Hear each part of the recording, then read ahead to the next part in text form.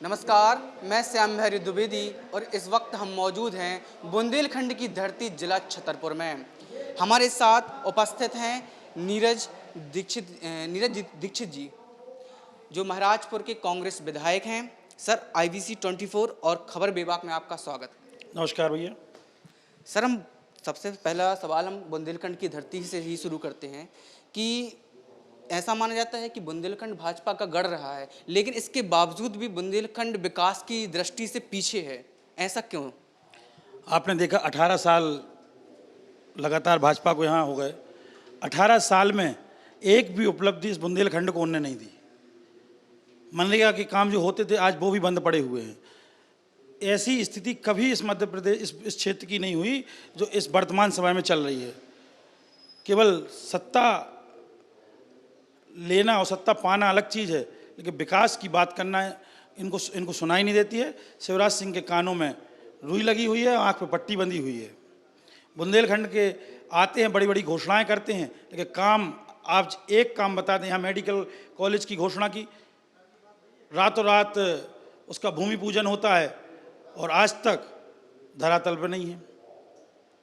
कल परसों शिवराज जी खुद आए, माननीय मुख्यमंत्री जी ने परसों ही टेंडर फिर जारी कर दिया। दो तीन बार टेंडर किसी एक चीज़ का निकालते हैं और 6 महीने बाद फिर भूल जाएंगे। ये स्थिति है इस बुंदेलखंड क्षेत्र की। सर, बुंदेलखंड का आज देखा जाए तो शिक्षित युवा पलायन कर रहा है, बड़े बड़े शहर जा रहा है, तो बुंदेलखंड में आज भी ऐसे कोई छोटे बड़े उद्योग ही नहीं हैं जो भाजपा सरकार लाई हो। लेकिन क्या आप मानते हैं कि कांग्रेस सरकार जब आएगी प्रदेश में तो उनके लिए ऐसी कुछ योजना आएंगी कि उनका पलायन रुके? कमलनाथ जी के नेतृत्व में जहाँ मध्य प्रदेश में कांग्रेस की सरकार बनाएंगे तो जरूर इस बुंदेलखंड की धरती पे हम रोजगार की व्यवस्था करेंगे। हम कोई ना कोई बड़ा उद्योग यहाँ लाएंगे। जब हमारी सरकार बनी थी, NTPC का प्लांट जो हमारे बसारी के पास आ रहा था, भाजपा की सरकार बनते ही उसको कैंसिल किया गया।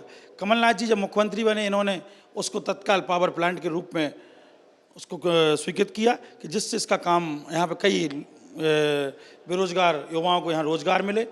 इसके बाद जो गौशालाओं का हमारी कांग्रेस सरकार लाई थी कि हर ब्लॉक में हम गौशाला हर गांव-गांव खोलेंगे।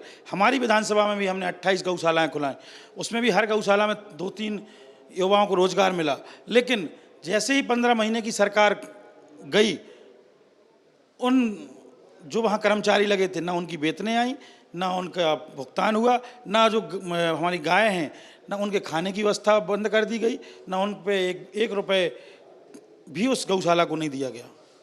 सर, आने वाले विधानसभा चुनाव में कांग्रेस की क्या ऐसी तैयारियां रहेंगी जिस पर वो अमल कर सके? हमारे मध्य प्रदेश में कांग्रेस की सरकार पूर्ण रूप से बन रही है और हमारी 5 योजनाएं हैं जिसकी कमलनाथ जी ने वचन पत्र में घोषणाएं कर दी हैं। पहली, नारी सम्मान की योजना, जिसे हम हर माह 1500 रुपये देंगे। दूसरी, कर्ज माफ़ी की योजना, हमने पहले भी 40% किसानों का कर्जा माफ़ किया। भाजपा ने विधानसभा के सत्र में खुद कृषि मंत्री ने एक कबूल किया है कि हमने 27 लाख किसानों का कर्जा माफ़ किया है। पुरानी पेंशन बहाली, आपके गैस सिलेंडर के दाम वर्तमान में महंगाई को देखते हुए जो 1100 रुपये हैं, उसको हम 500 रुपये करने वाले हैं। कमलनाथ जी अपनी घोषणा में दे चुके हैं। लाइट का बिल 100 रुपये में 100 यूनिट और 200 यूनिट पे हाफ। हम बोल चुके हैं, कमलनाथ जी जो वचन देते हैं, क्योंकि 15 महीने की सरकार में उन्होंने जो वचन दिए थे उनको तत्काल पूरा किया। अच्छा सर, आपने जैसे भी कांग्रेस की जो योजना भी आई है और कमलनाथ जी लाने वाले हैं नारी सम्मान योजना, लेकिन शिवराज जी तो कहते हैं कि हम तो पहले ही अभी जून से पैसे डालने वाले हैं, कमलनाथ जी तो जब सरकार आएगी तब डालेंगे, तो इसके बारे में क्या? जो योजना लाए हैं 18 साल में कहाँ गई थी सरकार? तो सर, ये सवाल तो शिवराज जी भी कहते हैं कि कांग्रेस पार्टी को पहले योजना याद नहीं आई। उनका कहना है हमने हिमाचल में पहले चालू की थी। जब हमारा हिमाचल में चुनाव हुआ, वहाँ पे कांग्रेस पार्टी इस वचन पत्र को लाई थी और 5 दिन के अंदर वहाँ हमने लागू किया। कर्नाटक में भी जो 5 योजनाएं हमने वहाँ रखी थी उनको भी तत्काल हमने लागू किया। आप देख रहे हैं राजस्थान में कांग्रेस की सरकार है, वहाँ हम 500 में सिलेंडर दे रहे हैं, क्या मध्य प्रदेश सरकार नहीं दे सकती थी? वहाँ हम पुरानी पेंशन है, जहाँ जहाँ हमारी कांग्रेस की सरकार है हम पुरानी पेंशन बहाल कर रहे हैं, क्या मध्य प्रदेश की सरकार नहीं दे सकती थी?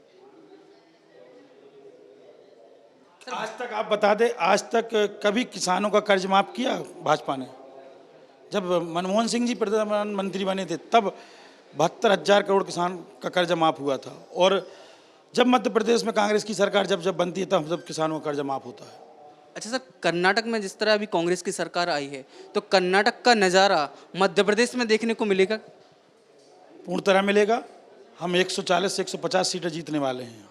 अच्छा सर, कर्नाटक में जिस तरह से कांग्रेस पार्टी ने अपने घोषणा पत्र में कहा था कि हम बजरंग दल को बैन करेंगे, तो क्या मध्य प्रदेश में भी कुछ बजरंग दल को लेकर ऐसा देखने को मिलेगा? बजरंग बली का ही आशीर्वाद है, क्योंकि भगवान के नाम पे हम राजनीति नहीं करते हैं, और वहाँ भगवान को बेचा भी जाता है, खरीदा भी जाता है, और भगवान सबके होते, वो भी न्याय की मिला है जो कर्नाटक में, वो ईश्वर ने कांग्रेस को न्याय दिलाया है। सर, बुंदेलखंड बीजेपी का गढ़ माना जाता है, तो कांग्रेस इसमें पीछे क्यों है? कहाँ पीछे है? पिछली बार हम 3 सीटें जीते थे, एक सापा जीती थी। इस बार हम छतरपुर जिले की 6 सीटें जीतने वाले। बुंदेलखंड में हम अच्छे बहुमत के साथ अपना परफॉर्मेंस दिखाएंगे। अच्छा सर, अगर कांग्रेस की सरकार आती है तो कांग्रेस की ऐसे कौन सी 3 योजनाएं या कौन से ऐसे 3 वादे रहेंगे जो सीधे जनता तक पहले पहुंचेंगे? पहला वादा रहेगा हमारा नारी सम्मान योजना का, जो हम तत्काल 1500 रुपये जारी करेंगे। दूसरा हमारा रहेगा कर्ज माफ़ी का, किसानों का हम कर्जा माफ़ करेंगे। तीसरा रहेगा गैस सिलेंडर का, जो हम 1100 से 500 रुपये करेंगे। चौथा लाइट का बिल, 1 रुपये में 1 यूनिट, 100 रुपये में 100 यूनिट और 200 यूनिट पे हाफ। और पाँचवा रहेगा आपका पेंशन योजना का। सर, ऐसा देखा जाता है कि बुंदेलखंड के जो युवा हैं, शिक्षित युवा हैं, इनके लिए ऐसे कोई बुंदेलखंड में रोजगार के माध्यम नहीं है, जिसकी वजह से इनको बड़े बड़े शहरों में पलायन करना पड़ता है। हमारी सरकार बनेगी, हम पूरा प्रयास करेंगे कि अपने इस बुंदेलखंड क्षेत्र में कोई बड़ा उद्योग या बड़ा रोजगार का एक साधन यहाँ उपलब्ध कराएं, जिससे कि हमारे युवाओं को यहीं रोजगार मिले, उन्हें बाहर ना जाना पड़े। धन्यवाद, और हमारे साथ देखते रहिए इस कार्यक्रम खबर विभाग और IVC 24 पर।